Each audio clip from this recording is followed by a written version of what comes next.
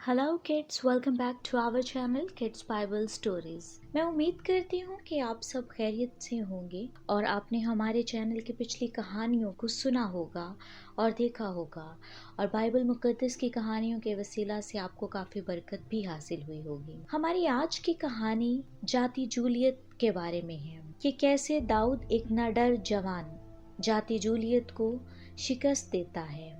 Saul और इस्राएली फौज फलस्तियों से जंग करने को जमा हुई। फलस्ती फौज एक पहाड़ पर थी और इस्राएली फौज दूसरे पहाड़ पर थी। उनके बीच में एक वादी थी। जाति जूलियत एक नामी इस्राएलियों को ललकारने अपनी लश्करगाह से निकला। उसका कद तकरीबन 3 मीटर था। उसने पीतल का भारी बख्तर, हिफाजत के लिए उसकी टांगों पर भी पीतल का बख्तर था। उसके हाथ में पीतल का नेजा था जिसकी नोक बहुत मोटी थी और वजन में तकरीबन 12.5 किलो था। एक सिपाही उसकी ढाल के लिए उसकी आगे आगे चलता था। जाति जूलियत ने खड़े होकर इस्राएलियों को ललकारा, ए साउल के गुलामों, क्या कर रहे हो? मुझसे लड़ने को एक मर्द को भेजो। अगर वो फतह पाए और मुझे मार डाले तो हम तुम्हारे गुलाम हो जाएंगे, और अगर मैं फतह पाऊं और उसको मार डालूं तो तुम हमारे गुलाम हो जाना। कोई है जो मुझसे लड़ने की हिम्मत करे? ये अल्फाज सुनकर साउल और उसकी फौज के लोग खौफजदा हो गए। दाऊद के 3 बड़े भाई इस्राएली फौज में थे जिसका रहनुमा साउल बादशाह था। 40 दिन तक जाति जूलियत हर सुबह और शाम इस्राएलियों को ललकारता रहा। एक दिन यसी ने अपने बेटे दाऊद से कहा, जा अगली सुबह। दाऊद सवेरे ही उठा और उसने भेड़ें किसी और के सुपुर्द की। उसने खाना लिया और अपने भाइयों से मुलाकात को निकला। जब वो लश्करगाह में पहुंचा तो फौज जंगी नारे लगा रही थी। इस्राएली और फलस्ती फौजें जंग के लिए तैयार एक दूसरे के आमने सामने आ खड़ी थी। दाऊद ने खाना एक निगहबान के पास छोड़ा और खुद लश्कर में दौड़ गया। उनसे खैरियत पूछी। उसी वक्त जाति जूलियत आया और सामने आकर इस्राएलियों को फिर ललकारने लगा। इस्राएलियों ने जाति जूलियत को देखा तो डर कर भागे। वो एक दूसरे से कहने लगे, उसे देखो, उसका ललकारना सुनो। साउल बादशाह ने उसे मारने वाले को बहुत बड़ा इनाम देने का वादा किया। बादशाह अपनी बेटी भी उसे ब्याह देगा और उसके खानदान को महसूल भी माफ होगा। दाऊद ने पूछा, जो शख्स इस बेदीन फलस्ती को मारेगा उसके साथ क्या सलूक किया जाएगा?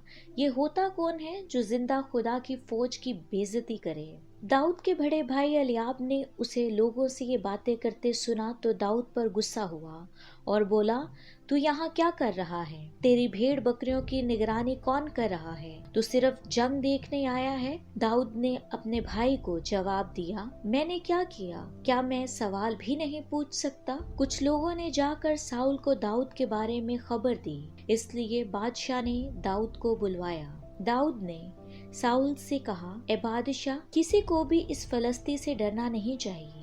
मैं जाऊंगा और उससे लड़ूंगा। साउल ने दाऊद को जवाब दिया, नहीं, तू उससे कैसे लड़ सकता है? तू अभी लड़का सा है। वो जिंदगी भर जंगी सिपाही रहा। दाऊद ने कहा, ए बादशाह, मैं अपने बाप की भेड़ बकरियों की रखवाली करता हूँ। जब कोई शेर या रीछ भेड़ बकरी के किसी बच्चे को उठा ले जाता है तो मैं उसके पीछे जाता हूँ। मैं उस पर हमला करता हूँ और अपने जानवर को वापस ले आता हूँ। अगर शेर या रीछ पलट कर मुझ पर वार करे तो मैं उसे गले से पकड़ता और जान से मार डालता हूँ। मैं जाति जूलियत के साथ भी ऐसा ही करूँगा। वो जिंदा खुदा की फौज का मजाक उड़ाता है। जिस खुदा ने मुझे शेर और रीछ के मुंह से बचाया वही मुझे इस फलस्ती से भी बचाएगा।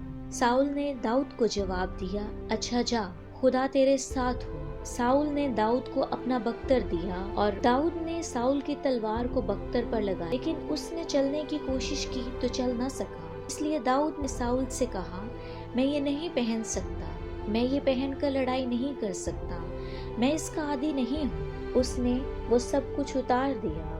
उसने अपनी चरवाहे की लाठी ले ली।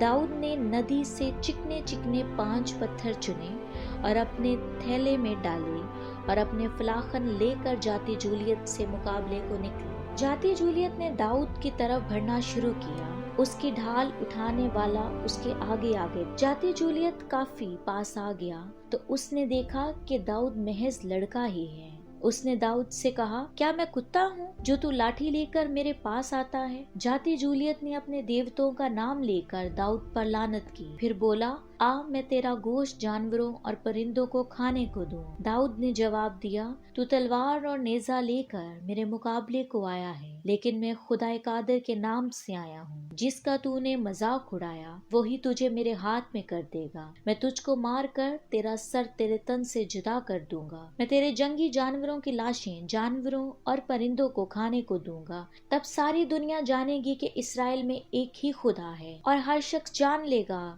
کہ اپنے لوگوں کو بچانے کے لیے خدا کو تلواروں کی ضرورت نہیں. وہ جنگ میں ہمیشہ فتح یاب ہوتا ہے, وہی تم کو ہمارے ہاتھ میں کر دے گا.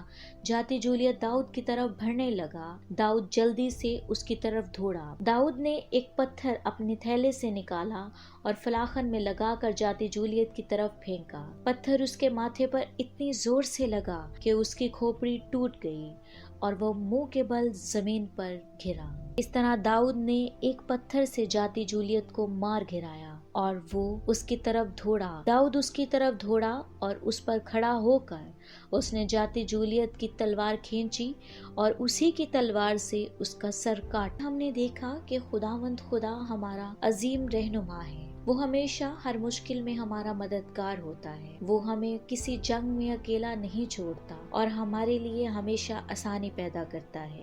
میں امید کرتی ہوں آپ کو ہماری آج کی کہانی بھی پسند آئی ہوگی.